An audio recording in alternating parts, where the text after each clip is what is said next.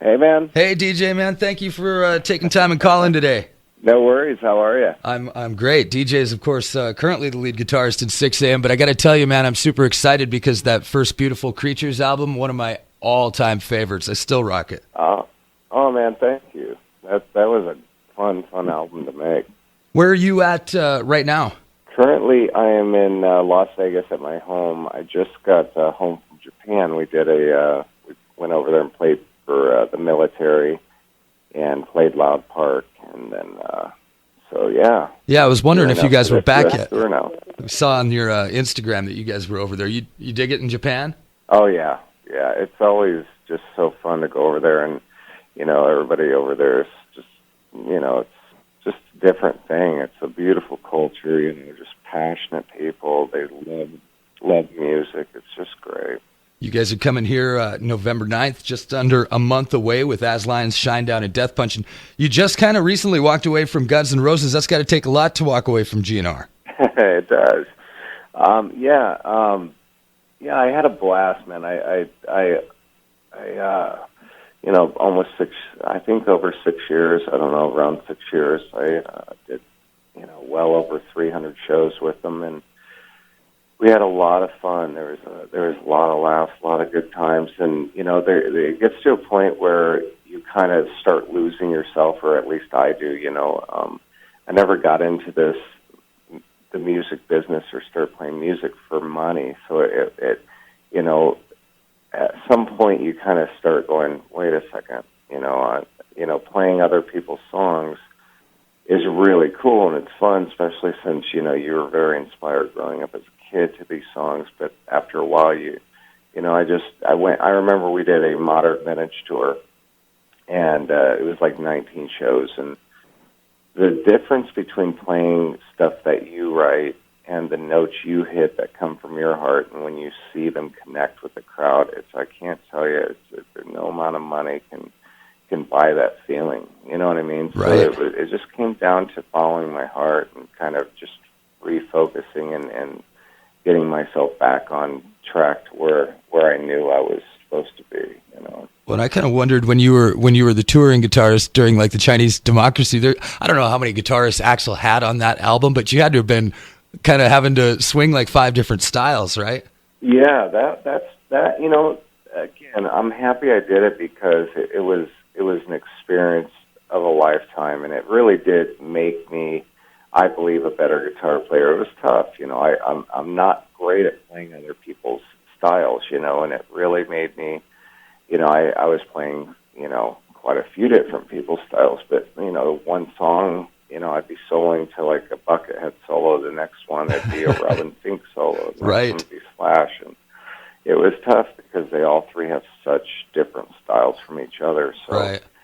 And there's 3 guitar players in the band, which I wasn't used to. So you play 5 measures of a solo, and then the next guy would take off, and it was just really broken up, and it was very unnatural feeling, to play this stuff. So, but at the same time, it was an incredible challenge, and and I'm glad I did it, though. Have you gotten to see GNR with Slash reunited yet? I haven't. I'm actually. I can't wait. I'd love to see it. I remember before the whole thing went down, before it was public, Axl personally called me and really wanted me to be a part of it. And my whole thing was, if he's coming back, that's his deal, man. That's his. I couldn't be happier, as a fan, because I get best of both worlds. Right. I go playing the band I love, and I get half of the band I used to love back. Which it's kind of a win-win. But if Slash is back there, there's no reason I need to be there. I was just there trying to keep the music alive. And with GNR out of the way and Motley Crue nice and put away in the box, now you guys can all concentrate more on Sixx AM, and that's kind of it's pretty clear in the Prayers for the Damned Volume 1 that you guys are some serious effort, right? What's that? Some serious effort in this one. There is, and there's a lot behind it. going into making Prayers for the Damned and Prayers for the Blessed, we literally went in. We have a lot to prove, to be honest. If you're going to put one of the biggest bands to bed and leave and walk away from one of the biggest bands, you better, be putting out some good stuff. Right. Well, you guys weren't really expecting to become a live touring band, when you guys started this 10 years ago. Not even, we fought it, because Sixx AM was one of those. It was a special thing, and it still is. And I'm glad we remained to keep it so incredibly special. It's never been a band. It's never been a band we've tried. It's never been a forced together project that we've tried to sell to the public. And quite the opposite. In fact, the public has really turned us into a band over many years. And that's what's so unique about Sixx AM is this was a labor of love. We would sneak off to a studio as three best friends, three producers, three songwriters, and get together and make music outside of our real job, so to speak, just to get away from the drama, from just the world, and literally just it was more of our therapy, and we wrote stuff that we never thought was going to end up on the radio, that we never thought was even going to be heard, to be honest. And when I remember when, the Heroin Diary soundtrack, we wrote that, and Target was calling our management saying they got to change the name to the album. We can't put an album called with the word heroin in it. And we were like, we don't care if you guys carry it. It's not about you. It was about us. It was right. About getting through a lot of things, and we refused to change any of it because it wasn't pro heroin. It was actually quite the opposite. It was going to help people if anybody heard it. It was a beautiful, dark story. That. So it was that type of thing where all of a sudden Life is Beautiful hit the radio and it went straight to number one, and it's just been a roller coaster since. But it was all an accident, pretty much. Well, that's a pretty damn good accident. And of course, yeah. I want to talk to you a little bit about being such an entrepreneur too, because man, you've got your hands in everything. I know that you've designed the album art for both of the new albums. You've got Ashba Media, and you just opened a big clothing line down in Vegas too, right?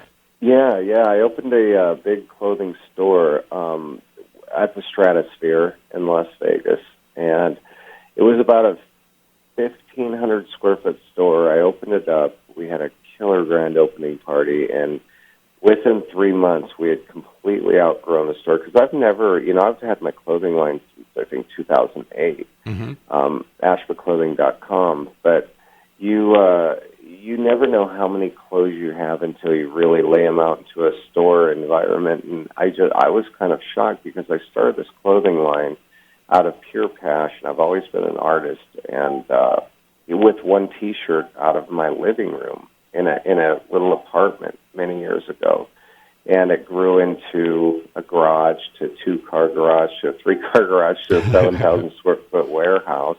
And it just kind of grew over the years, and now, within 3 months, we had to move stores right around the corner, but it's still in the Stratosphere, in the Tower Shops, but we moved to one of the biggest stores in the place, 3,500 square foot store with entire secret, I call it the secret lounge, but it has a full bar above for, like, private parties and stuff. So Perfect.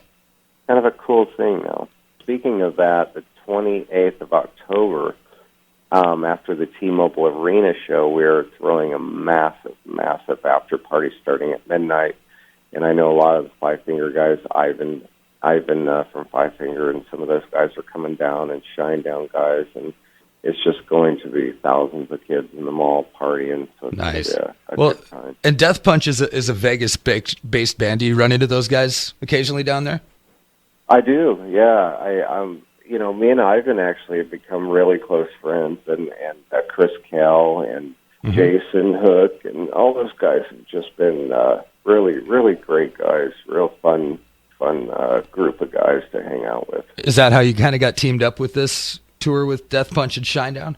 No, I actually had nothing to do with it. Our friendship had nothing to do with it. I think it's one of those things where we've all known each other for many years, but that was something that just I think they chose our band. I'm not really sure how it happened. We just got the call, and we were really honored to be a part of it. Well, we're really looking forward to it. November 9th, Metro Park, As Lions, Sixx AM, Shinedown, and Death Punch. And DJ, like I said, man, it was a real honor to talk to you today. I've actually, I was supposed to talk to you last year or the year before when you come through, and I didn't get a chance, so finally I do, and thank you very much. Hey, and remember to just to throw this out there, tomorrow, Purse for the Blessed goes up for pre-order, so you can actually grab our new album, pre-order tomorrow, and we also have a video coming out, shot that's just awesome. It comes out called "We Will Not Quietly," and that's our new single coming out by Purse for the Blessed. So check that out tomorrow if you get a chance. That's awesome. That was actually going to be my last question, was when we were going to hear it. So yeah, you got it. All right, DJ, thank you very much, man. We will see you in November. You got it, brother. All right.